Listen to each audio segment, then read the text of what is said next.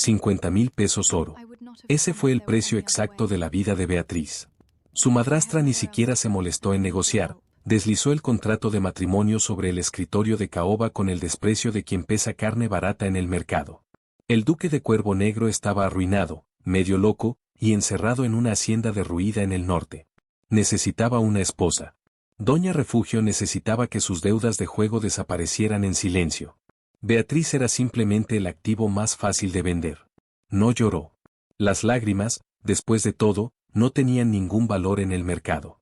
La sala olía a cera vieja y traición inminente. Beatriz permanecía de pie junto a la chimenea apagada, las manos cruzadas sobre la lana gris de su vestido gastado.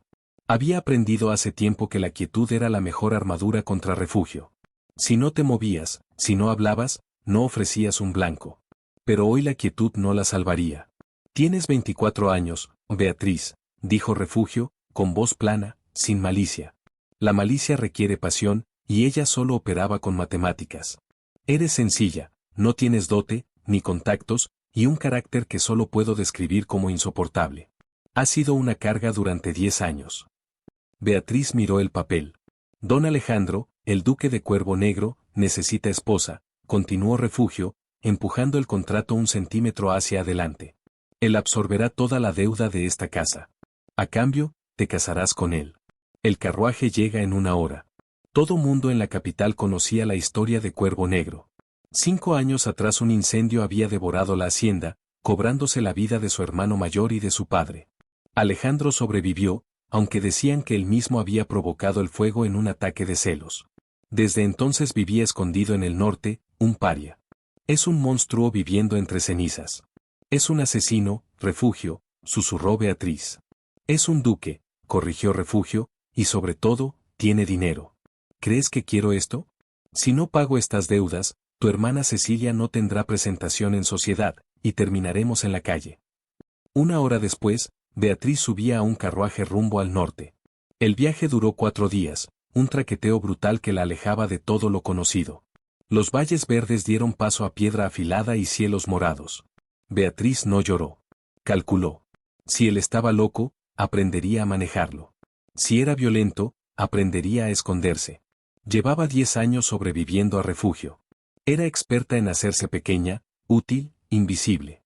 La hacienda del Cuervo Negro apareció entre la niebla como el esqueleto de una bestia enorme.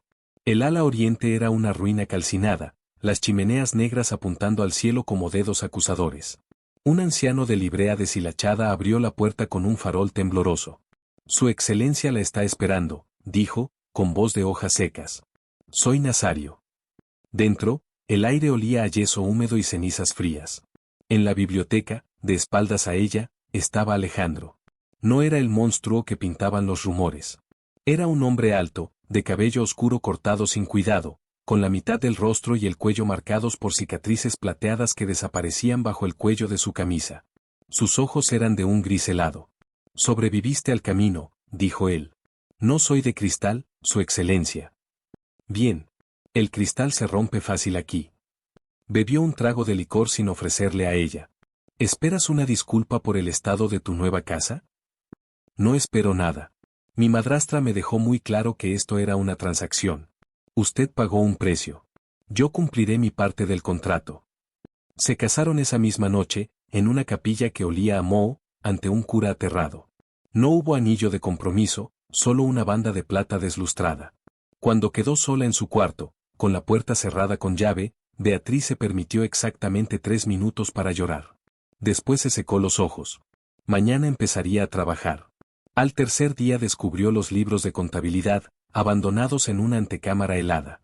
Le tomó 6 horas descifrar la letra desesperada de Alejandro. Y lo que encontró no tenía sentido. 50.000 pesos habían sido transferidos, no a Refugio, sino a un banco en la capital, para comprar los pagarés que pesaban sobre el padre de Beatriz. Alejandro no había comprado una esposa. Había comprado el control total sobre Refugio, y lo había cambiado por una sola cosa, a Beatriz. Lo encontró en el establo. ¿Por qué me exigió a mí, y no a mi hermana, que es hermosa y está hecha para ser duquesa? Alejandro dejó el cepillo. Hace 2 meses vi por accidente las cuentas de tu casa. Alguien mantenía a flote a una familia que la despilfarraba todo. Alguien negociaba con los comerciantes, racionaba la comida, contenía a los acreedores con pura crueldad matemática. Reconocí la letra en los márgenes. Era la tuya, Beatriz.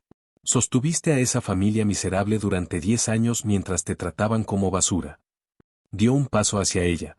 No necesito una esposa. No necesito una amante. Necesito una sobreviviente. Necesito a alguien que sepa sostener la línea cuando el techo se está cayendo. Por eso te compré. Porque eres la única mujer capaz de ayudarme a salvar esta casa. Beatriz no lo abofeteó. No lloró de indignación. Sintió, por primera vez en 10 años, algo parecido a la validación. Entonces necesito las llaves. Todas. Y necesito autoridad total sobre las cuentas domésticas. Alejandro soltó una risa oxidada, como si no la hubiera usado en años. Nazario, dale a la duquesa el llavero maestro. Su palabra es ley en esta casa. Las siguientes semanas fueron una guerra sistemática contra la ruina. Beatriz selló habitaciones vacías, auditó la cocina, descubrió robos entre el servicio, y viajó al pueblo para enfrentarse al comerciante de carbón que se negaba a fiarles. Con pura lógica legal lo obligó a entregar carbón a cambio de perdonar una deuda fraudulenta. Esa noche, por primera vez, la biblioteca ardió con fuego de verdad. Diciembre llegó con ventiscas que sepultaron la hacienda bajo la nieve. Una noche, el agua se congeló en la jarra de Beatriz, partiéndola con un crujido seco. Ella corrió a la biblioteca y encontró a Alejandro caminando de un lado a otro, fuera de sí, atrapado en el recuerdo del incendio. La escalera se cae. No puedo llegar hasta él. Beatriz no lo abrazó con palabras suaves. Golpeó el atizador de hierro contra la piedra de la chimenea. El sonido metálico lo hizo parpadear, regresar. Ella avivó el fuego y le dio brandy. Cuéntame qué pasó, dijo, no como súplica, sino como orden. Y él le contó. Su hermano Tomás, enfermo de la mente, encerrado en el ala oriente por su padre, prendió fuego a su propio colchón creyendo que así callaría las voces. Alejandro tuvo que arrancarse la piel quemada para escapar. Su padre y su hermano no salieron. Ese es el gran secreto de esta casa. No hubo asesinato. Solo un loco, un padre necio, y un sobreviviente que no sabe rendirse. Entonces no nos rendiremos, dijo Beatriz, tomando su mano temblorosa. Vamos a arreglar el techo. Vamos a sobrevivir el invierno. La primavera trajo lodo, y con el lodo, un abogado del banco que llegó a exigir el embargo de las tierras del sur. Beatriz lo recibió sola, con las manos manchadas de tinta, y lo destrozó con puras leyes de usura, amenazándolo con exponer al banco en los periódicos de la capital. Cuando Alejandro entró, cubierto de lodo, con un rollo de alambre al hombro, encontró al abogado huyendo y a su esposa de pie, victoriosa, detrás del escritorio. Pensé que compraba una administradora, murmuró él, acariciando su rostro. Compré una socia. Una igual. Y la besó, con hambre, con gratitud, con la promesa inevitable de la primavera. En julio llegó un carruaje azul brillante, fuera de lugar en aquel paisaje áspero. Refugio bajó, seguida de Cecilia, pálida y temblorosa. Necesito 1000 pesos, Beatriz. Inmediatamente. Ustedes no tienen ningún derecho sobre esta casa, respondió Beatriz.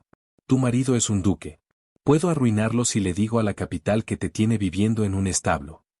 Una voz profunda retumbó desde la escalera recién construida. Habla otra vez así de mi esposa y verás lo que es la ruina de verdad. Alejandro bajó, sin abrigo, con un martillo de hierro en la mano, y enfrentó a Refugio sin levantar la voz. Guardo tus pagarés. No los destruí. Si vuelves a poner un pie en estas tierras, te veré en la cárcel por deudas, y a tu hija fregando pisos para pagarlas. Refugio huyó sin decir palabra. Cuando la puerta se cerró, Alejandro se volvió hacia Beatriz, la ternura reemplazando la furia. Y entonces ella se lo dijo, estoy embarazada. El hombre que había desafiado a banqueros y madrastras sin pestañear, cayó de rodillas frente a ella, temblando, llorando contra su vientre. Pensé que moriría en esta casa, perseguido por fantasmas. Tú no solo abriste las puertas, Beatriz. Reconstruiste los cimientos enteros. Me devolviste la vida. La construimos juntos, Alejandro, dijo ella. Y vamos a necesitar más carbón para el cuarto del bebé. Un año después de aquel carruaje frío, la hacienda era irreconocible. El ala en ruinas se había convertido en un jardín. Los del pueblo ya no cruzaban la calle cuando el duque pasaba a caballo. Una noche de diciembre, sentados frente al fuego, Él leyó poemas con voz seca y sarcástica que la hacía reír hasta que le dolían las costillas. Puso la mano sobre su vientre redondo y sintió la patada firme de su hijo. Refugio había vendido a Beatriz pensando que se deshacía de un peso muerto. En realidad le había entregado, sin saberlo, las llaves de un reino entero a la mujer más resistente de todo el norte, y a un duque roto, exactamente lo que necesitaba para vencer a sus fantasmas.